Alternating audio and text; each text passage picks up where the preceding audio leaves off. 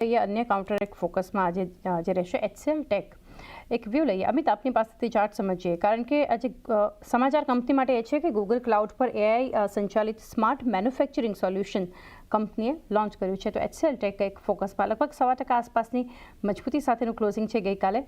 તમે કઈ રીતે સલાહ આપશો? જોયું તો ગઈકાલના સેશનનો ફર્સ્ટ હાફમાં આપણે જોયું હતું તો સારું સપોર્ટ આપણને માર્કેટમાં આવતા આપણને આઈટી સ્પેસથી જોવા મળ્યું હતું, બટ સેકન્ડ હાફમાં થોડું લિક્વિડેશન થતાં પણ જોવા મળ્યું, બટ એને સપોર્ટના બ્રેકડાઉન થતાં પણ જોવાનું મળે, જેને મને લાગે છે એને આજના દિવસમાં પાછું એક બાઇંગ બનતા જોવા મળશે. HCL ટેક બી આપણે જોઈએ તો આજના દિવસમાં મને લાગે છે 1660 થી 1680ના રેન્જમાં કાઉન્ટર આવતા જોવા મળી શકે છે.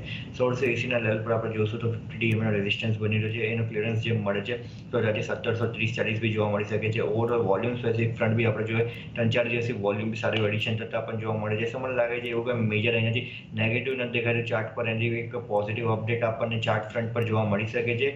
સો મોમેન્ટમ બાઇંગ ફ્રન્ટ પર આપણને જોવા મળશે, લોંગની પોઝિશન ક્રિએટ કરી શકાય. ઓકે, લોંગની પોઝિશન ક્રિએટ કરી શકો છો. 1660 આસપાસના એક લેવલ્સ પણ બતાવી શકે છે HCL ટેક. નીરવજી, ઓવરઓલ એક સેક્ટર માટે આઈટી માટે વ્યૂ લઈએ, કારણ કે આ સપ્તાહથી જ આપણે જોયું અત્યાર સુધીની એક રિલીફ રેલીમાં આઈટી તરફથી એટલું પાર્ટિસિપેશન નહોતું. હવે ત્યાં પણ એક જોઈ રહ્યા છે કોન્ટ્રીબ્યુશન છે નિફ્ટી આઈટી તરફથી, એટલે લાર્જ કેપ અને મિડ કેપ આઈટી કોઈ પણ જુઓ અત્યારે ને ઇન્ડેક્સ પણ લગભગ 1.25% ગઈકાલે મજબૂત હતો. અને US માર્કેટમાં પણ નાસ્ટેકમાં જે મજબૂતી જોઈ રહ્યા છે, ગઈકાલે ઇનફેક્ટ ટેસ્લાના પરફોર્મન્સથી નાસ્ટેકને ખાસો સપોર્ટ મળ્યો હતો. તો કઈ રીતે એક વ્યૂ રાખી રહ્યા છો? કારણ કે આપણે જાણીએ છીએ નીરવજી, જ્યારે મંદીની એક આશંકા હતી તો સૌથી વધારે નાસ્ટેક અને ભારતીય આઈટી કંપનીઓ પર ઘટાડાની અસર આપણને જોવા મળી હતી. તમારો વ્યૂ આઈટી સેક્ટર પર?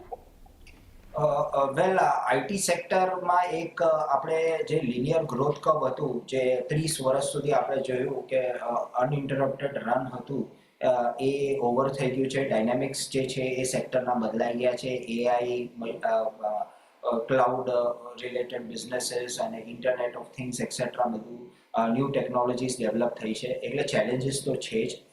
This is one factor. At the same time આપણે ગ્લોબલ ફેક્ટર્સનું બી ઇન્ફ્લુઅન્સ જોયું, કેમ કે ગ્લોબલ માર્કેટ્સના કારણે most of the Indian IT companies પ્રેશરમાં આવી ગઈ. લાર્જ સ્કેલ કંપનીઝ જે છે એમને બી પ્રેશર દેખાઈ રહ્યું છે. Having said this, I think જે લાર્જ કેપ આઈટી કંપનીઝ છે લાઇક TCS, ઇન્ફોસિસ, વિપ્રો, એ લોઅર પી મલ્ટિપલ પર ટ્રેડ થઈ રહી છે. એટલે ધીસ ઇન્ડિકેટ્સ કે આઉટલુક થોડું વીક દેખાઈ રહ્યું છે at this point of time. HCL technologies જે છે એનું પી મલ્ટિપલ હજી બી અટ્રેક્ટિવ છે, કેમ કે પ્રોસ્પેક્ટ્સ આર લુકિંગ બેટર. એટલે અગર આપણે જોઈએ તો in order of preference, I think HCL technologies would come first, Infosys second અને થર્ડ વુડ બી TCS. અને વી આર સીઈંગ કે મિડ કેપ કંપનીઝ છે, મિડ કેપ આઈટી કંપનીઝ, એમાં સારું ટ્રેક્શન રિલેટિવલી દેખાઈ રહ્યું છે.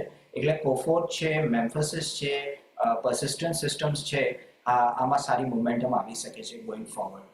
Having said that, finally I think April 2ના અગર કોઈ મેજર એડવર્સ અનાઉન્સમેન્ટ નથી આવતી તો we can see a good runaway rally in the IT stocks. G.